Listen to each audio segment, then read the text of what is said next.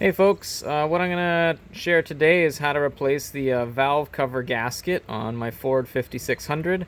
This is applicable to a lot of different Ford tractors. Be the same thing on my 5000 as well. I got to apologize that I didn't film the actual process of doing it. I got to say I was a little nervous while doing it yesterday, and I didn't think to film myself, but it actually ended up being a lot more straightforward than I thought. My mechanic actually is the one who encouraged me to do it. He said, it's going to cost you a lot less if you just do it yourself, and it's not that difficult.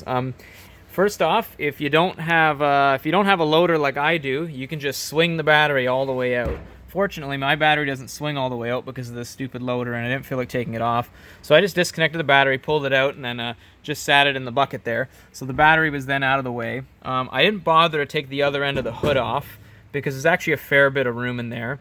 The next thing I did is I removed this pipe right here. I just undid this hose clamp and then wiggled it off, and then it dropped down. I was doing some work on the other side of the tractor. I had to replace the fan belts, and so I needed to remove that pipe completely anyways so I could adjust the position of the alternator. And then I just moved a couple of these wires out of the way. In hindsight, I would have spent a bit more time making myself a bit more room. But yeah, just imagine the battery being out of there. And then yeah, so I removed the wires out of the way, got my air compressor going, and just blew a ton of air in there to clean it all up. Like, it looks pretty tidy now, but it was a real mess in there. So I just cleaned it all up, wiped it all down, made sure it was super clean before I undid any of these bolts. So the next thing I did is I took all of these bolts off. There's 1, 2, 3, 4, 5 on each side. That was the only one that was too difficult, that one in the corner, but I did get it out of the way. And then there's another 5 on the other side. So I undid all of those. Gave the valve cover just a quick tap with a rubber mallet, maybe twice on each side, and then it kind of came loose, and I just pulled it off. A little bit of the cork gasket was attached to the top of the block, but pretty much all of it was still attached to the valve cover, which was a lot easier to deal with then. And so I took the valve cover off, and then I put some engine cleaner on it and just cleaned it and let that soak in for a minute, and then made sure everything was clean on top of the block. So I removed that bit of cork. I had to sand it down a bit because the cork was attached pretty good. So just a bit of fine grit sandpaper, cleaned it off really nice.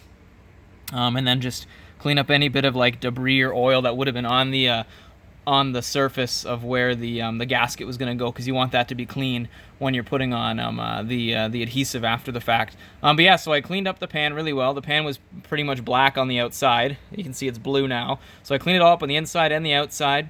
And then what I did is I got it's made by 3M, and it's weather strip adhesive. I think it's called Super Weather Strip Adhesive. I don't have the tube with me right now, but you just put a thin bead of it on the underside there of the valve pan cover, and you let it sit there. It's got to cure for a bit, so I left it on, I want to say, for maybe 5 or 10 minutes. And then you do the same thing on the top of the block as well, where that gasket's going to sit on top of the block. And you just put a thin strip on either side. Like I said, leave it for 5 minutes, and then I fit the cork gasket into the pan first, and the adhesive holds the cork gasket in place really nicely, so you're not worried about it falling out. You just kind of push it on there a little bit, and then once it's fully on the valve cover, then I brought it over here and put it down on top of the block. And that was super easy to line it up as well. Like, you wouldn't think, looking here, you'd think with the hood right here, you wouldn't have a lot of room, but I actually did. But I mean, it's only 4 bolts. Yeah, 4 bolts if you want, but then you have to take off the muffler as well. But you can take the hood off too, and it gives you a bit more room. But honestly, I didn't see any need. If there were other issues other than just the bad gasket that was causing oil to leak, then maybe I would have taken it off. But it was just this one job, so it wasn't a big deal. And then you put it on, and I just slowly, I kind of alternated the bolts to make sure it was going on evenly, and just slowly tightened them all down. Maybe you don't have to do that, but I was just being extra cautious.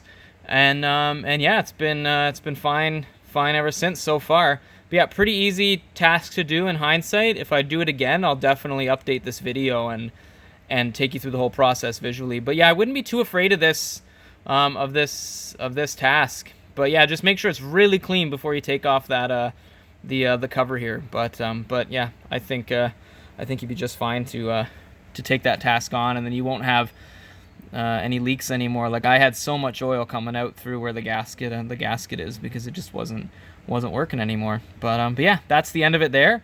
Feel free to put your comments in the comment section there. And yeah, I hope this video helps. And once again, sorry I didn't actually film the process. All right, have a good one.